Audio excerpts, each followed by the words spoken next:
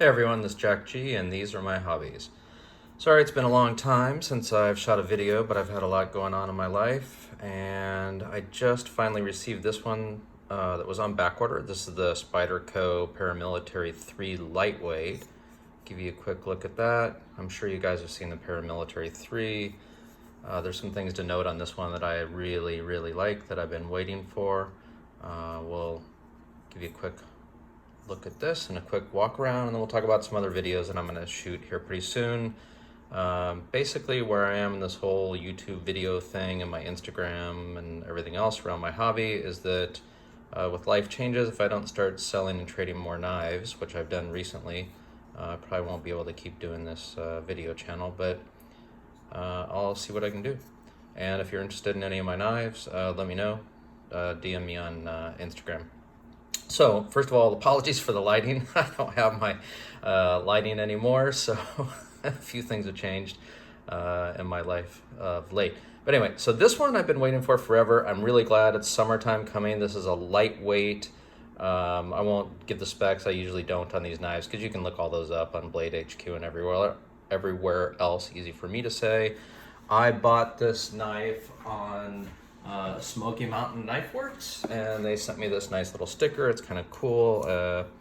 Along with that, I got this really nice hank from Lone Star Hanks, which I really like because it has cotton on this side because you have to blow your nose, and it has microfiber on this side for keeping your knives clean. So shout out to Lone Star Hanks as well.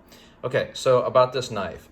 The reason I really like this knife is even though it's this, kind of plastic grivery type of thing, Benchmade, Spyderco does that on some of their knives. This actually feels really good. It's not too hard. It's not, it's grippy, but it doesn't feel as plasticky as it sounds.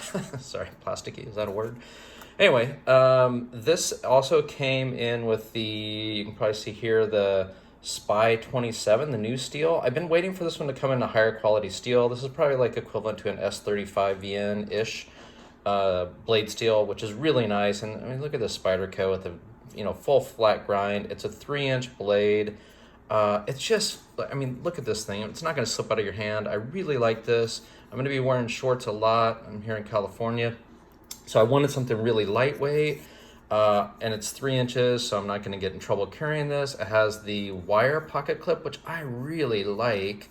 I hope I don't catch this on anything and bend it. But anyway, it's got really good tension. You can hear that, right? And it's flush to the scales, so it's not going to catch in your pocket. In fact, this lands right on this. Let's see if you can see it on this side. Yeah, you can see right here. It's very flat, so it's not going to be a pocket shredder. Which is just a brilliant way to have this pocket clip land. It is the compression lock, which I sold my PM2, which I really loved, but you have to sell things to buy things. And I really missed having another Spyderco. This thing I love because it cuts all day long, it slices really well. It has the jimping here, it has the jimping here, so you can kind of get up on it, for shaving, etc.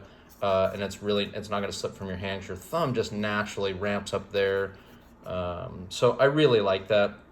One thing, and the compression lock is just so much fun. Through this pandemic, my thumb and my fingers are just shredded from flipping knives all day long. So having this compression lock with the Spidey hole is just so nice because of the release.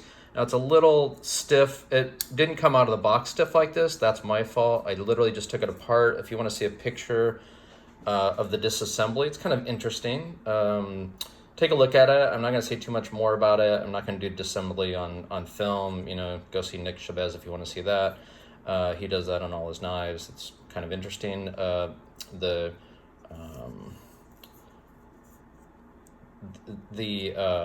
pivot is kind of interesting in that one side rests against the scales, which seems a little weird.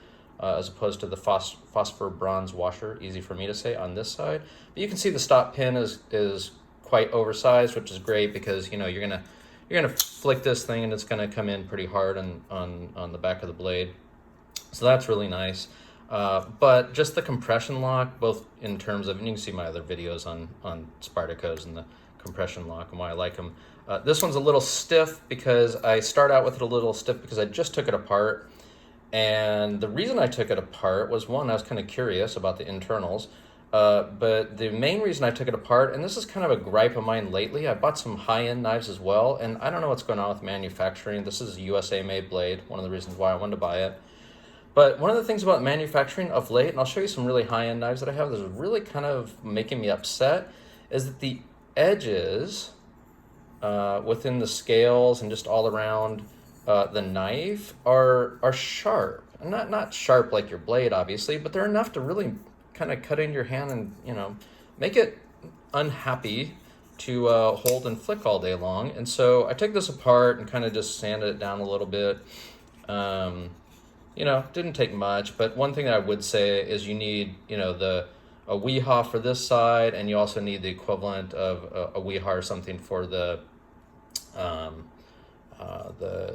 screws here to they kind of oppose each other, if you will. So you need one to hold this from free spinning on both sides.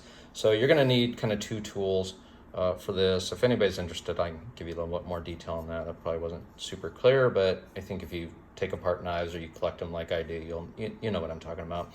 But I just love this, like, you know, chamfering, contouring here, fit in hand. So I have medium-sized glove hands. This one, here, let's get this out of the way. I have medium-sized glove hands. The PM3 actually goes a little bit further back, which I like that this doesn't go that far back. It's a little bit smaller knife than the PM2. Sorry, the PM2 is a little bigger. This is the PM3. And I like that this is exactly 3-inch blade. It's basically the PM3, but a little bit smaller, so it's perfect. And it fits in the pocket really well. It's a very deep carry clip, so not much showing in the pocket. So I don't have my jeans to show you, but you can see. Obviously, you're not going to see that. This is a cobalt blue. I like that because I'm kind of getting tired of my black knives, and you saw that I RIT dyed my yellow other Spyderco knife, which I really like. So it's not so, you know, visible. But this cobalt blue really just kind of hides, especially with jeans and basically anything. The clip, I wish it wasn't so kind of shiny, but it is pretty unobtrusive because it is pretty thin as compared to other ones.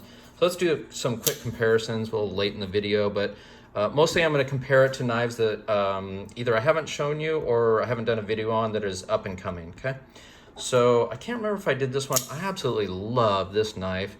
This is the Quiet Carry Drift, and it is a 3-inch blade, so I just kind of wanted to show you clearly a different, you know, drop point blade versus this. I think I did a video on this. If I haven't, oh my gosh, this is like definitely one of my top knives ever. So I will do that with the Van Eyck steel, etc. All corrosion resistant. See, I wish I had like a black clip like this. I had searched long and hard to get this. Thank you, Quiet Carry. But anyway, if I haven't shown you this one, I'll do a video on this. Let me know if you're interested in that. This is one of the best knives I've ever had, just to let you know. I carry this a lot, especially with the rain. I also have, this is the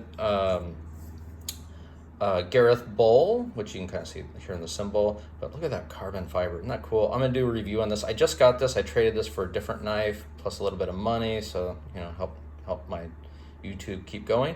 But I just love this knife. I'll do a full review on this. This is super cool. It's my first front flipper. This is made by Wee Knives for Gareth. So I'm not going to go too far, but it is a front flipper, so I'm kind of getting used to it. But anyway, just to give you an idea of a little, you know, with the swedge here. So drop point, but it's also a 3-inch blade. So if you happen to have, I doubt it because these are hard to come by, is the 3-inch Miura with just gorgeous carbon fiber. And then another 3-inch. Clearly, I'm kind of into 3-inch knives. Of late. I think they're the perfect size. Look at this beauty. I can't wait to do a full review on this. This is a Spartan-HARSEY folder 3.25. I've done a few mods on it, which we'll talk about. I'm going to do a full review on this because this is like one of my top knives ever. So I will do a review on that pretty soon, but look at that Damas steel. I see, God, my lighting's terrible. I'm so sorry. I lost my lighting in my move. But anyway, look at that. Hopefully you can see that. Anyway, that's the Chad Nichols Damascus. Sorry, not Damas steel. My bad. Please don't flame me.